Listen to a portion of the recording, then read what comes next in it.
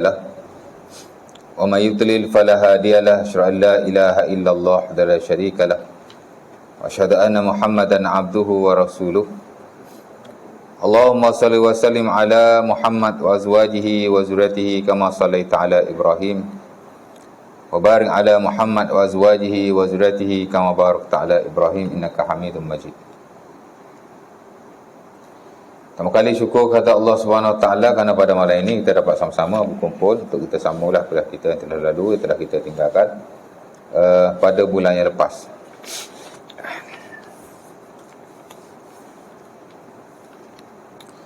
Di mana kita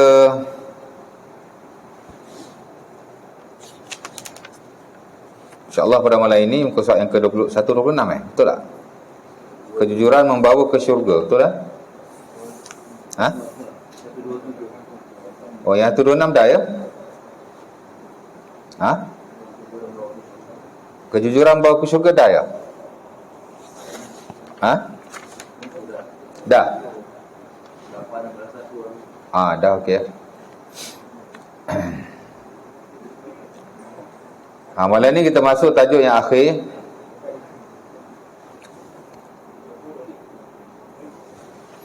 Penguasa yang adil dan orang yang penyayang.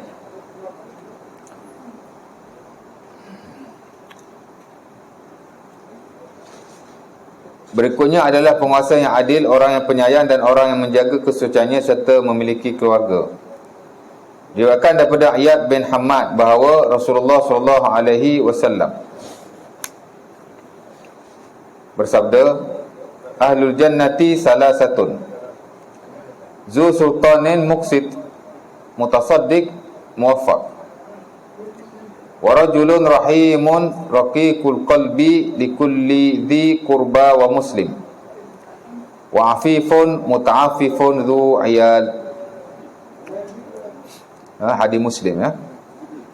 Maksudnya, dan ahli syurga itu ada 3 jenis.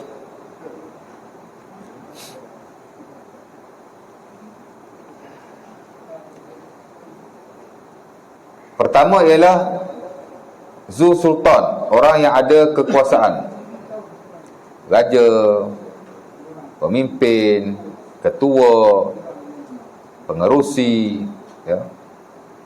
Termasuklah konteks yang sama lah ya. Muqsid ni daripada perkataan al-qist, adil ya.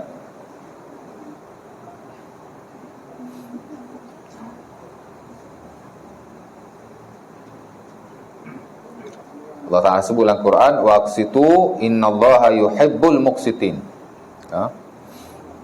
Surah Al-Mumtahanah ayat ke-8, kata Allah, adillah, wa aqsitu innallaha yuhibbul muqsitin. Allah Ta'ala suka orang-orang yang adil ya. Mutasaddiq, yang dermawan ya, yang suka bersedekah. Muwaffaq, apa yang diterjemah sini muwaffaq? Orang yang lembut hati Tanggap. Apa tanggap tu? Muwaffaq ialah orang yang diberi petunjuk ya. Orang yang diberi kewarasan oleh Allah Subhanahu Wa Taala dan kecerdikan. Itulah maksud muwaffaq ya.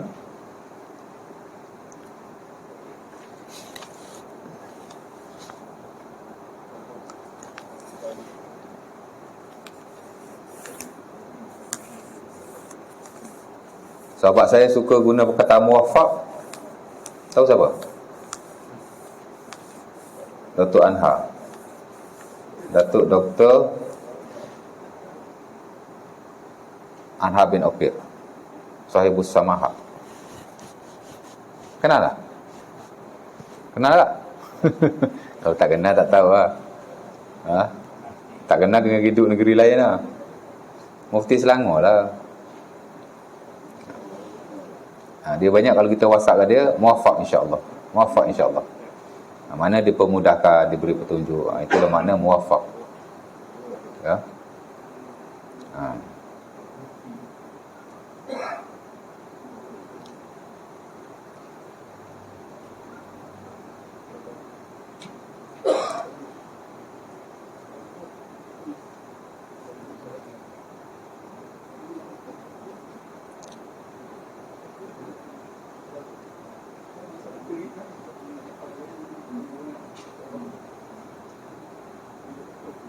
Ada orang dia call saya, dia nak buat report.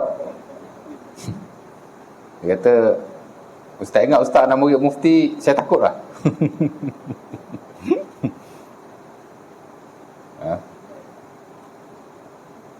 Memanglah dia guru saya, dia kawan saya, tapi saya tak pernah guna kabel dia pun. Nak dapat tauliah ke, nak itu ke, nak ini ke. Kalau saya ada buat salah, go for it. Saya kata kat dia, you are welcome. Pergilah lapor. Oh, salah.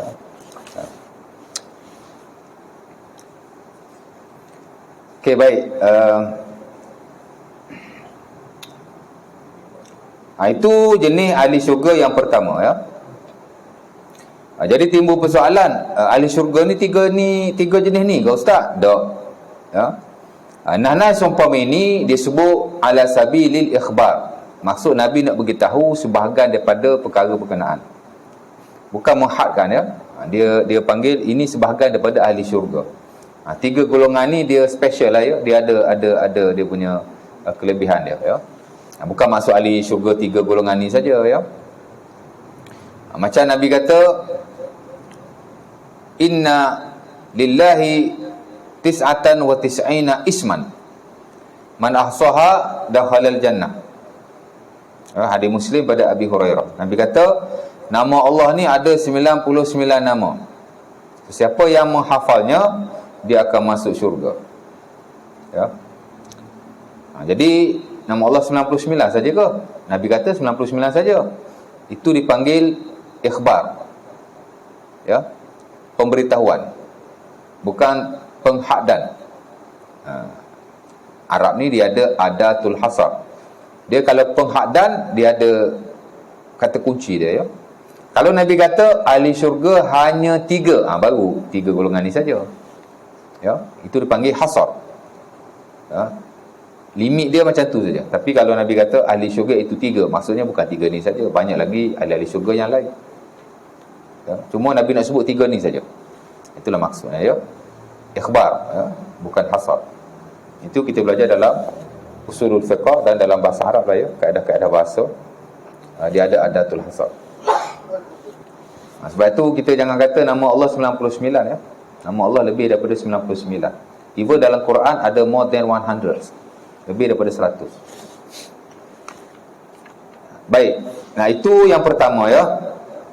Raja, penguasa, pemimpin, sultan ataupun ketua, daripada yang besar sampai yang kecil, yang ada kekuasaan. Dan kuasa ni tak samalah daripada satu tahap pada satu tahap yang lain. Ya. Itu semua dalam konteks yang sama. Bila dia berlaku adil, bila dia dermawan, dan bila dia sentiasa diberi petunjuk mana dia orang bagus, maka dia adalah salah seorang daripada ahli syurga. Tapi nak buat benda tu agak sukar, especially nak adil, ya. Sebab itu Al-Imam An-Nawawi rahimahullah dalam Riyadhus Salihin, beliau ketengahkan ada 372 bab, 372 chapters, yang merangkumi keseluruhan kehidupan seseorang Muslim. Ibadahnya baik, akidahnya baik, muamalah atau akhlaknya baik, hampir keseluruhan lah, ya. Ataupun kita boleh kata ia merangkumi keseluruhan lapangan kehidupan manusia, ya. Sebab itu buku itu dianggap the best untuk kita pelajari.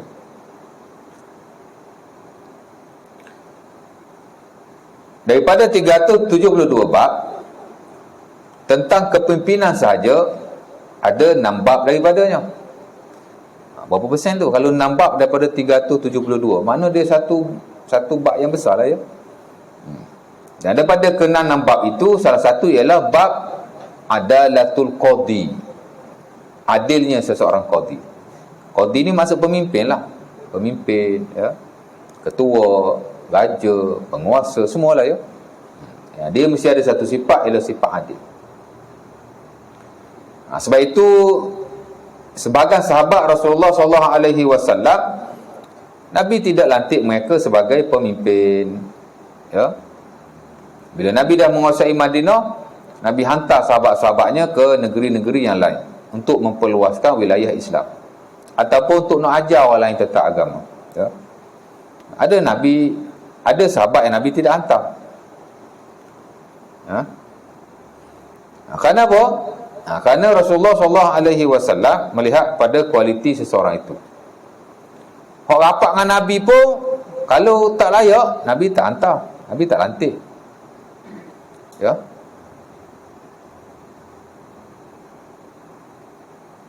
Walaupun dia baiklah, ya, baik dengan Rasulullah. Macam kita, kadang-kadang baik dengan kita, tak layak pun kita bagi, ha? Betul tak? Ada orang nak bagi bantuan kepada surau contohnya. Carilah orang susah-susah ada kat surau, dalam 20-30 orang. Saya ada ni dalam 20,000 nak bagi agihan, kan? Dia taruh nama member dia je. Orang surau pun tak maksum juga, tak? Tak kisahlah SU surau ke, medari surau ke, sama je. Sikap tak baik ni kadang-kadang ada lah, ya. Tu tak boleh lah. Sedikit kekuasaan ni ada pada kita, kita salah gunakan, ya. Tak adil lah tu, ya.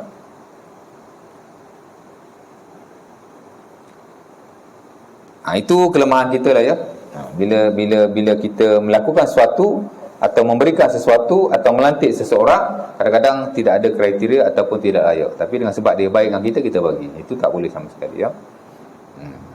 Layak baru kita bagi. Sama dalam konteks ini, Rasulullah SAW menunjukkan contoh yang baik. Layak baru bagi, tak layak tak bagi, walau dia minta sekali pun. Contohnya dalam Sahih Muslim, Abu Zar, dia minta Nabi lantiknya sebagai amil. Amil ni pemimpin lah, ketua, ya. Istamilni ya Rasulullah. Dia kata, lantiklah aku wahai Rasulullah. Nabi kata padanya, inni araka dha'ifan uhibbu laka ma uhibbu li nafsi.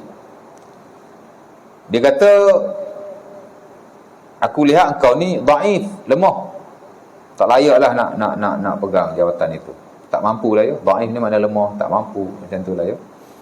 Mana kriteria seseorang pemimpin tu tak boleh dipikul oleh beliau, ataupun ditakuti tidak boleh dipikul oleh beliau. Nabi tengok dia ni dhaif, ya, tak layak lah, ya, tak mampu. Maka Nabi kata, aku sayang padamu seumpama aku sayang pada diriku.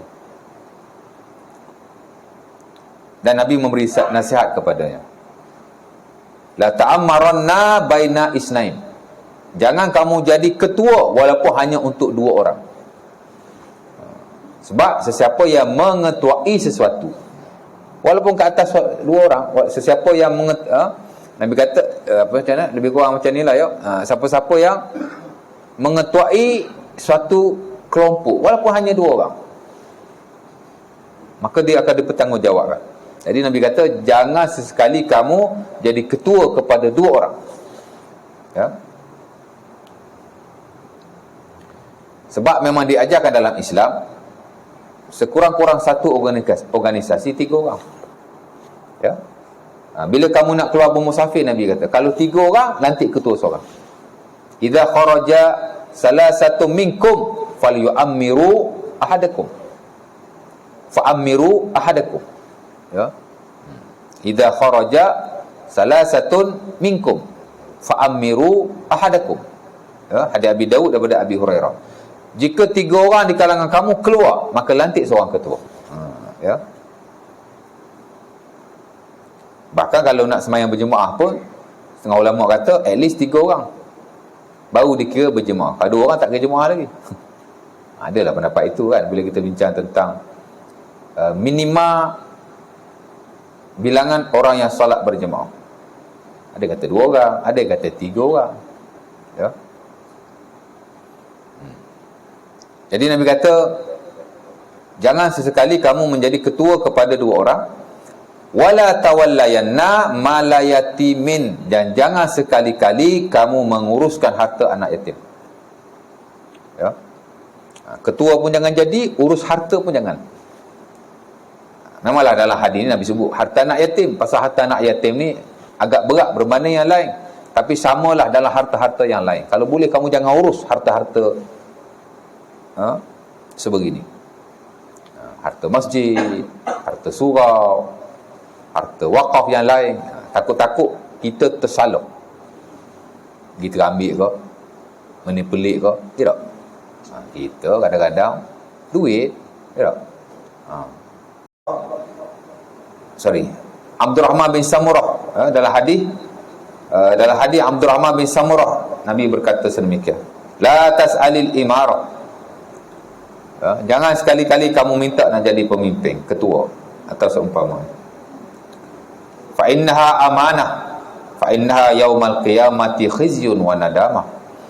Karena di dunia ia adalah satu amanah, di akhirat ia adalah satu kehinaan dan penyesalan.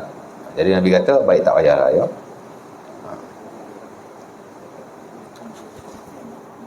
Itu secara amlah ya. Tapi jika kita ada kelayakan, ada kriteria yang bagus, tak salah. Cuma kena beringatlah itu saja. Tapi kalau kita tidak layak, tak boleh. Ya.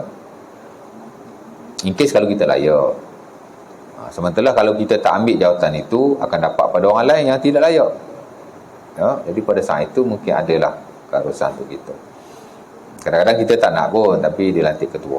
Ini bukan hanya dalam hal-hal ketuaan yang melibatkan volunteer. Ya, sukarela orang lantik kita macam di peringkat mungkin masjid, surau, komuniti, yang mana orang lantik buat mesyuarat umum. Siapa calon, siapa cadang. Siapa calon, siapa cadang. Umum lah ya. Mungkin kita tak nak lah, kita tak minta benda-benda seumpama itu. Dan dalam konteks yang sama juga, ketua-ketua yang memang kita dilantik secara sah lah ya. Ketua di tempat kerja, sama lah dalam konteks yang sama. Jadi kita kena adil dan kita kena lakukan apa yang baik lah ya. Apa yang sepatutnya. Dan adil ni maksudnya meletakkan sesuatu pada tempatnya. Itulah maksud adil ya. Banyaklah selain daripada adil ni macam-macam lah ya. Tak boleh pilih kasih kadang-kadang, itulah. Mutasaddiq, yang dermawan, yang suka infak ya. Ini juga satu sifat yang bagus dan kualiti yang patut ada sebagai kepada seseorang pemimpin. Kalau kita lihat Rasulullah SAW rajin ataupun selalu menginfakkan hartanya fi sabilillah ya. Nabi ni kalau tak sebab infak tuan-tuan, boleh jadi dialah pemimpin yang paling kaya dalam sejarah. Rasulullah SAW ya. Kerana dalam sesuatu peperangan 1/5 harta rampasan perang diperuntukkan kepada Allah Ta'ala dan Rasul. Dipanggil Al-Khumus. Wa'lamu annama ghanimtum falillahi walir rasuli khumusahu. Ya. Dalam Quran Allah Ta'ala kata apa-apa yang kamu rampas dalam peperangan 1/5 daripadanya adalah hak Allah Ta'ala dan Rasul. Ya. Cuma 1/5 daripada hak Allah Subhanahu Wa Taala dan Rasul ini Rasulullah kembalikan kepada fuqara, orang-orang fakir, orang-orang miskin ya. Anak-anak yatim dan seumpamanya. At the end Rasulullah pun tak ada jugalah ya.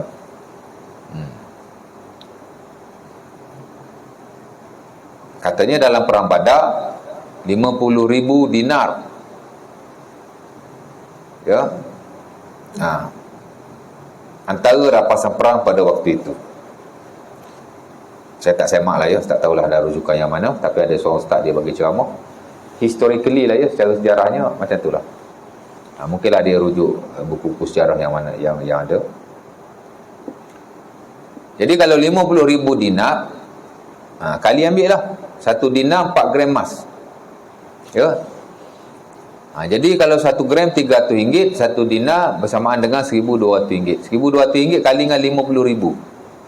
How many millions? Berapa juta? Cuba kali tengok. Ada handphone kan? Dulu-dulu saya kali, tapi saya dah tak ingat. Cuba gila. Okey, berapa bang? 50,000. Berapa ji? 50,000 kali 1,200. Berapa? 30 million. Saya ingat kurang lagi kot, 20 juta lebih. Berapa?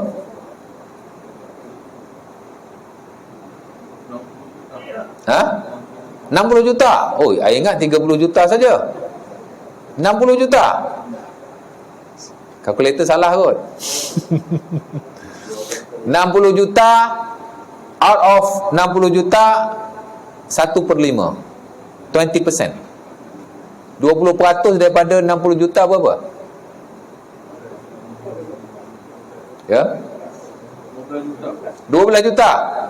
That is the wealth of the Prophet sallallahu alaihi wasallam. Itulah kekayaan Rasulullah hanya dalam satu peperangan.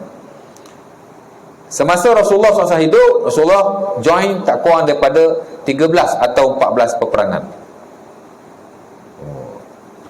Berapa juta tadi? 15 juta. 15? 12. Kalau kita ada 12 juta gerak, kita sekarang orang kaya ke orang tak kaya? Bukan kata 12 juta, 100 juta pun dah cukup dah. Kan? Kaya Rasulullah ni. Ya?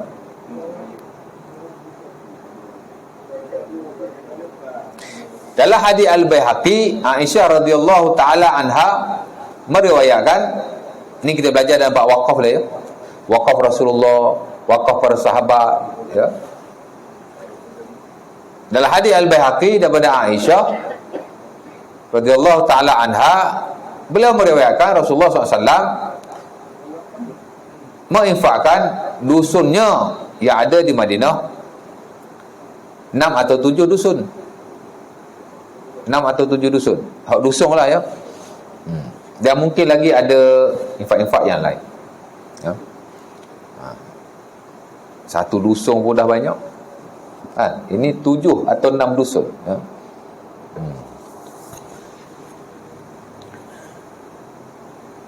Umar Al-Khattab pun sama.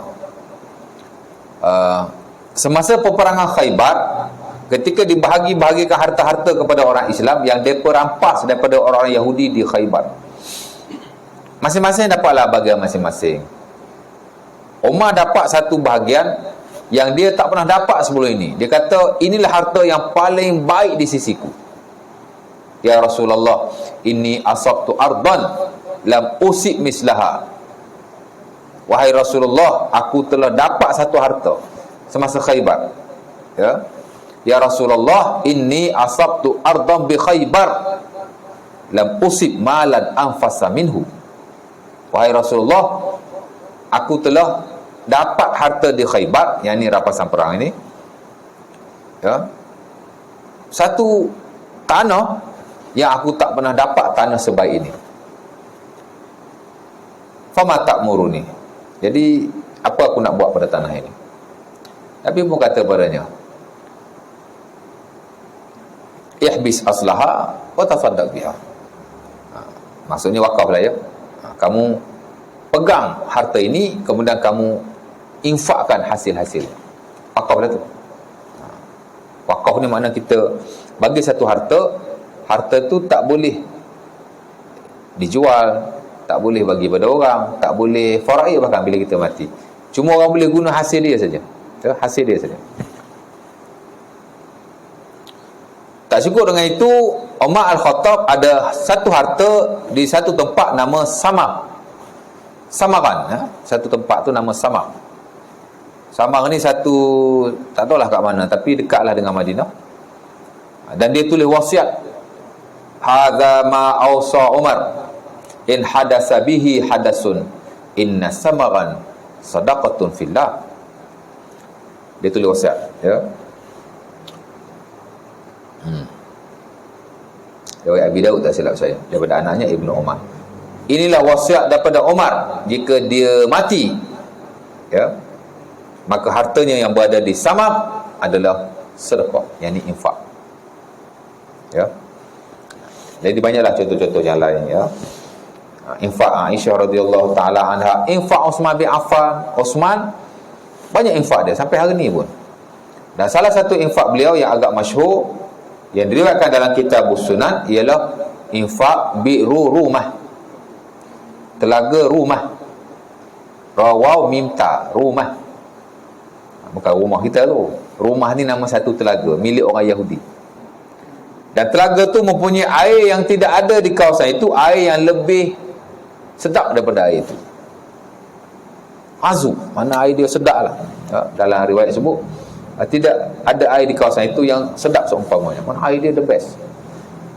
Orang Islam banyak duk ambil air di situ. Orang Yahudi dia jual lah air itu ya. Jadi Nabi pun kata siapa nak beli, siapa yang boleh beli telaga ni, kemudian dia wakaf atau infak fi sabilillah, Allah Taala akan gantinya dengan yang lebih baik pada hari kiamat.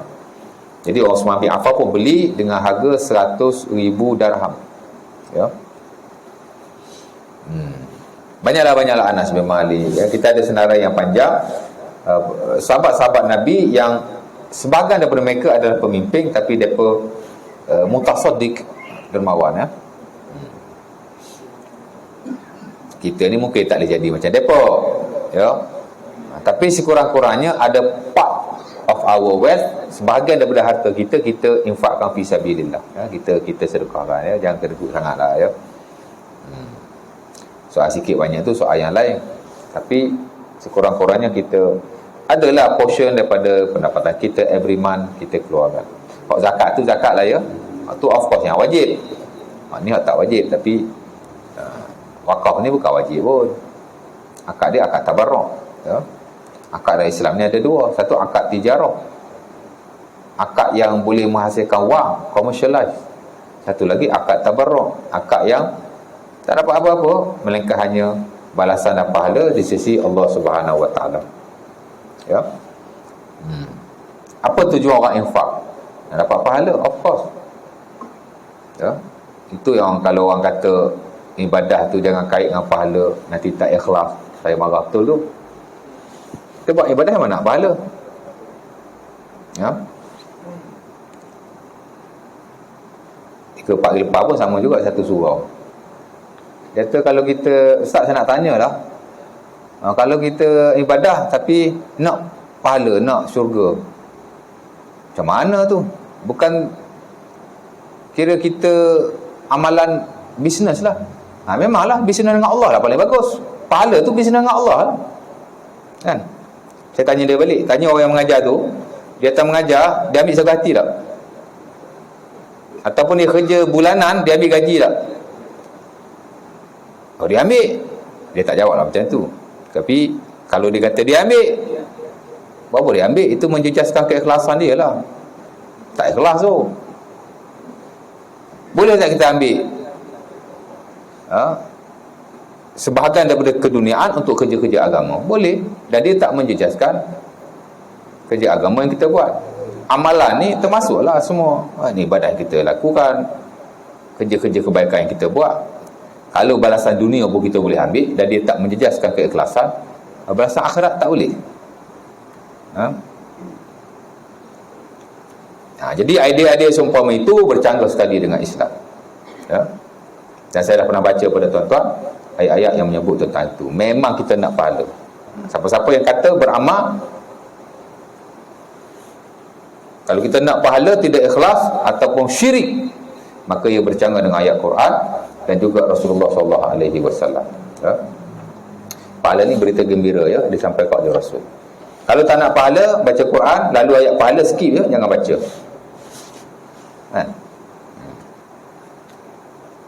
Sorry tu lah ya. Dan tasawuf ni ada banyak benda merepek juga ya. Dia tak anti tasawuf, tapi tasawuf hakikat makrifat yang merepek-repek tu tidak base kepada nas ya. I'm very sorry to say. Maaf sekali ya. Jadi nak baca buku tasawuf, baca yang berasas kepada Quran dan hadis Nabi SAW. Tapi biasanya tasawuf ni first layer dia okey. Pergi second layer, third layer ya. Di situ tidak ada lagi Allah, tidak ada lagi Nabi, yang ada hanya wali. Ya, benda-benda seumpama ini datang daripada idea-idea kewalian lah, yang tidak base kepada Quran dan sunnah Nabi SAW. Yang at the end dia tak sampai pada Quran, dia tak sampai pada hadis Nabi, dia akan sampai pada buku Ibnu Arabi. Nama dia Futuhat Makkiyah. Dia sampai kat situ je. Tapi itu yang lain-lain, itu perbahasan yang lain. Tapi nak cerita idea-idea yang tak betul lah. Kita infak memang kita nak pahala. Dan itu ditawarkan oleh Rasulullah SAW. Ya. Siapa nak beli telaga ini, dan Allah Ta'ala akan ganti dengannya syurga, di syurga nanti telaga yang lebih baik. Osman kata, aku nak wahai Rasulullah. Maka dia pun beli telaga itu dengan nilai 100,000 dirham dan dijadikan infak fi sabilillah. Ya. Dan begitulah infak-infak yang lain. Ya. Muwaffaq, yang diberi petunjuk, yang diberi hidayah ataupun kewarasan oleh Allah Subhanahu Wa Taala. Ini juga penting. Ya.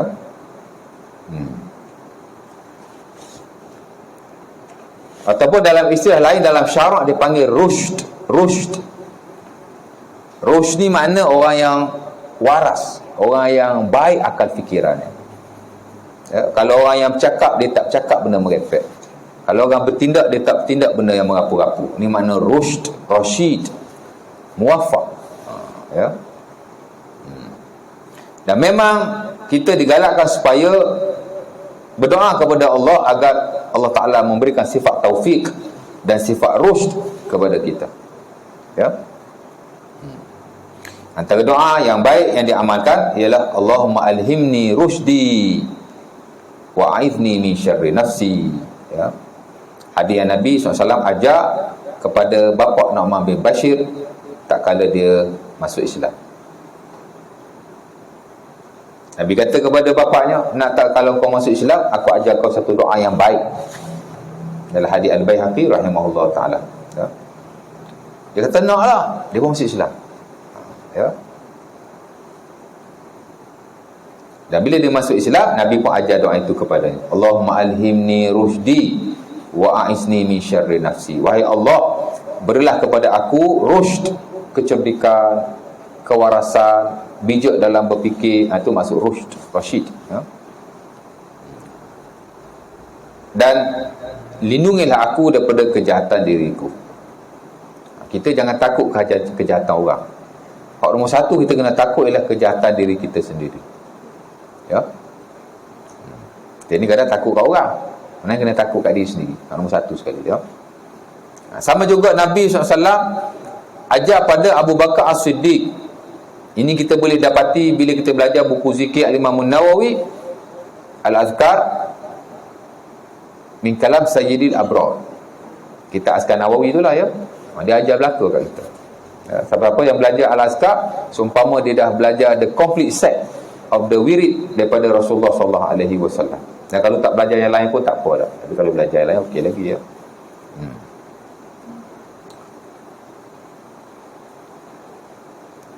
Jadi Abu Bakar kata, wahai Rasulullah, ini nasihat Muslim. Ya Rasulullah, alimni qawlan aquluhu idza usbih wa idza umsi. Wahai Nabi, ajar aku satu doa, satu zikir yang aku boleh baca bila aku berada pada waktu pagi dan aku berada pada waktu petang. Sebab tu zikir ni dia masuk zikir pagi dan petang. Ya. Zikir ni ada 3 kategori. Satu, zikir dipanggil zikir yang am. Kita boleh baca di mana-mana sahaja pada bila-bila masa. Ya. Tidak ada bilangan-bilangan tertentu atau kafiat-kafiat tertentu. Ini di zikir am. Satu dipanggil zikir yang khas, zikir yang khusus. Boleh dia ada tempat-tempatnya yang khusus, boleh dia ada masa-masanya yang khusus, boleh dia ada situasinya yang khusus. Ya. Kita masuk tanda, keluar tanda, masuk masjid, keluar masjid. That is dia panggil zikir yang khusus. Ya. Atau juga disebut sebagai zikir muqayyad. Dan yang ketiga ialah zikir pagi dan petang. Azkarus sabah wal masa. Ini termasuk. Abu Bakar minta pada Nabi, ajar aku benda aku boleh baca pagi dan petang. Nabi pun ajar kepada dia. Allahumma fatiras samawati wal ard, alimul ghaibi wasyahadah, rabb kulli syai'in wa malikah, asyhadu an la ilaha illa anta, Allahumma inni a'udzu bika min syarri nafsi wa a'udzu bika minasyaitani wa syirki. Ya. Nabi ajar dia doa ni, puji Allah dulu.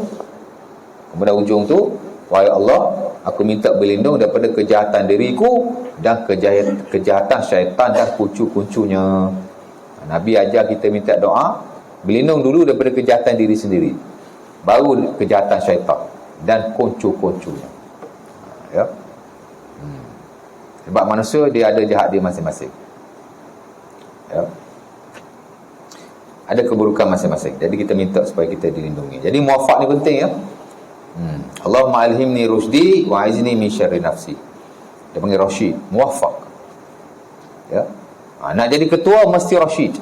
Bukan sekadar berakal. Rashid ni di atas akal lagi.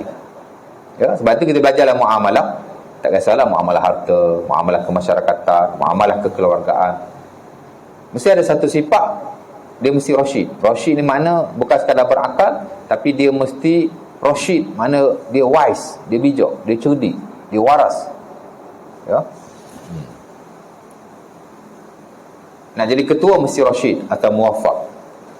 Nak jadi hakim mesti Rashid atau muwafaq. Nak jadi qadi mesti Rashid atau muwafaq. Nak jadi mufti mesti Rashid atau muwafaq. Nak jadi suami pun kena Rashid atau muwafaq. Bukan sekadar berakal, dia kena Rashid. Ya. Jadi dia satu sifat yang baik. Ini sifat-sifat pemimpin yang bagus. Dia kena adil, dia kena dermawan, tak sayang pada harta. Ya. Dan dia mesti ada kebijaksanaan yang tinggi. Warajulun rahim raqiqul qalbi likulli zi qurba wa muslim. Dan lelaki yang rahim. Isyarat ya. Rahim ni maksud yang lemah lembut, yang sopan, yang bagus. Dan rahim adalah satu nama daripada nama Allah. Sama dengan Al-Muqsit. Al-Muqsit tadi adil, adalah satu nama daripada nama Allah Subhanahu Wa Taala. Azan azan dulu. Azan sambung sikit.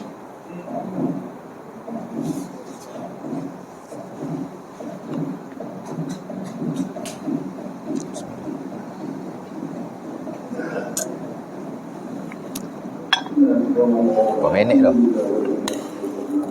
42 minit.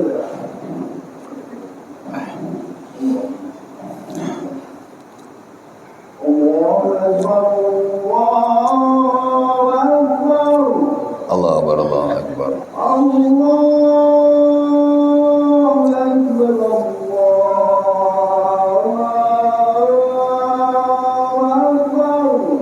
Allahu Akbar, Allahu Akbar.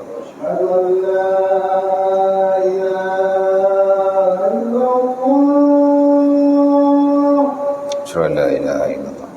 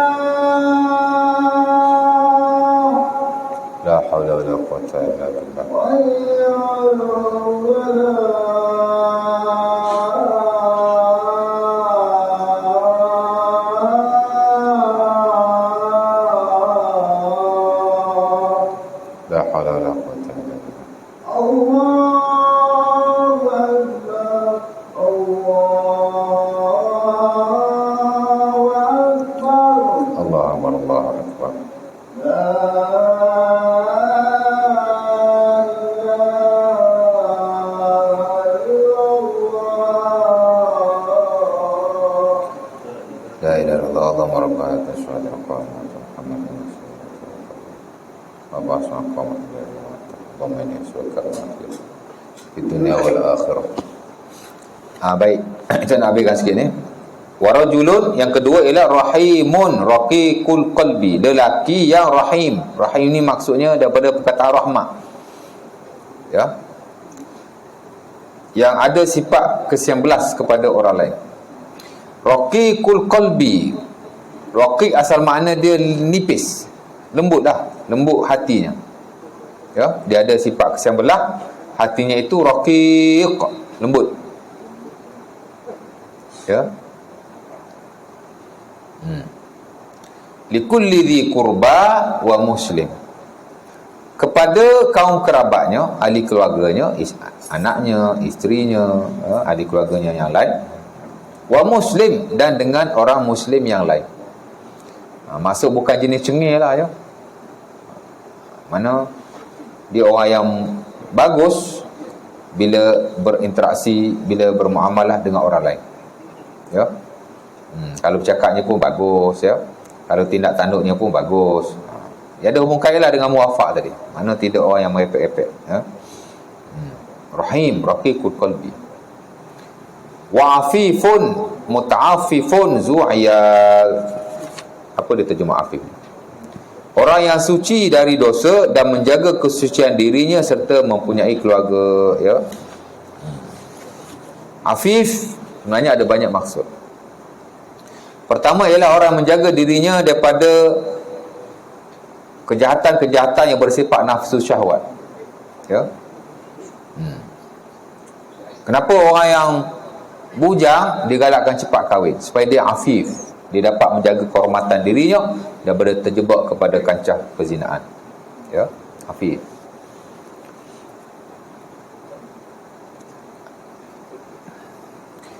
Orang yang miskin, layak untuk dia meminta-minta bantuan atau seumpama, tiba-tiba dia tak minta, ya, dia juga disebut sebagai afif.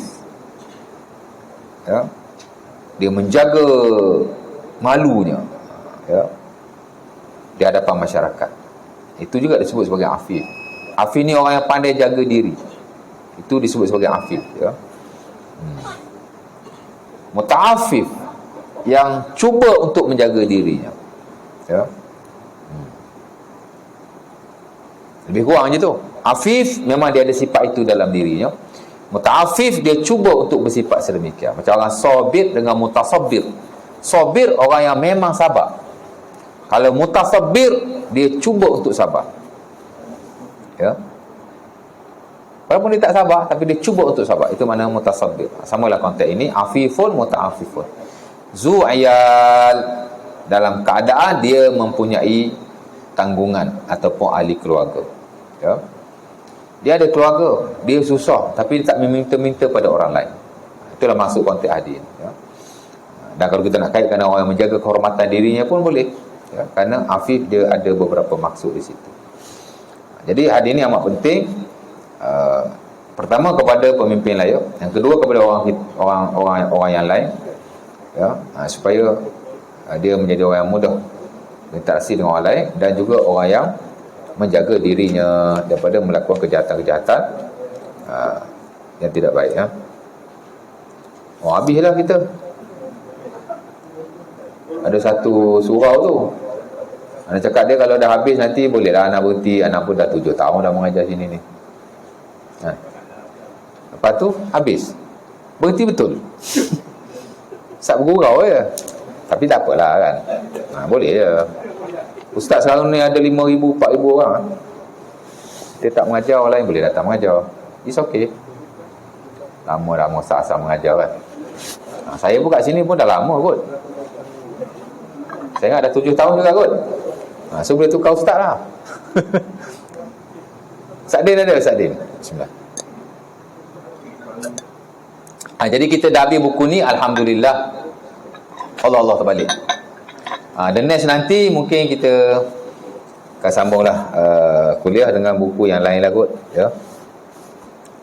Ada satu surau Jumaat di Subang ya. Sama macam masjid ni. Ya. Esok anak kuliah di sana, tajuk yang akhir ni juga. Sama juga. Habis juga buku ni. Saya ingat sini sana lebih kurang start kot dulu. Ya. Ada soalan? Ada nak tanya apa-apa? Ada buku baru apa yang saya dah baca? Tak tahulah. Saya tak kisah. Buku banyak lah kita, saya buku saja. Ha? Amal? Amal apa? Amal-amalan. Tak apalah, nanti kita bincang lah ya. Ada cadangan-cadangan nanti WhatsApp saya lah. Ustaz Din WhatsApp kat saya. Jadi tak ada soalan ya. Tak ada, kita berhenti dulu ya, insya-Allah taala. Mudah-mudahan kita dapat manfaat sikit sebanyak daripada apa yang kita kongsikan.